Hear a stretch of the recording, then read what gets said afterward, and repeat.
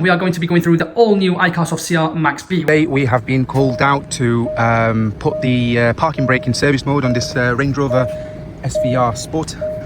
So once you've got the car all paired up to the iCarsoft diagnostic tool, so we'll just reconnect this one again. So that's the car we're selecting. Yep, that's the right one.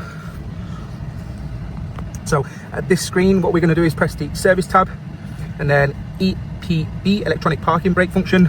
And then what we're going to do here is this little tab here. So the parking brake pad replacement, release to service position. So what we're going to do at this moment is press that. Once we're done, we're obviously going to exit the maintenance mode application, which I'll show you once we get to that one. For the time being, we're just going to press this, click OK, OK.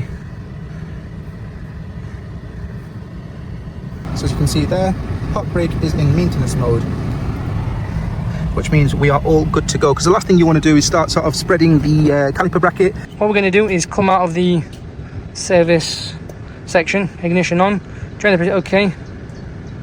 I know it's not the right voltage, but the brake pad pedal is not depressed. OK.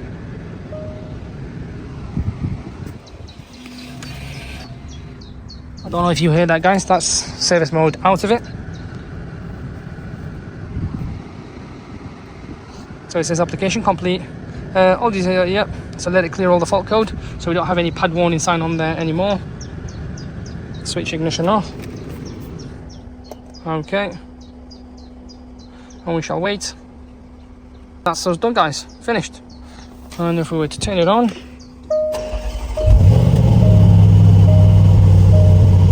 there we go. Nothing on there.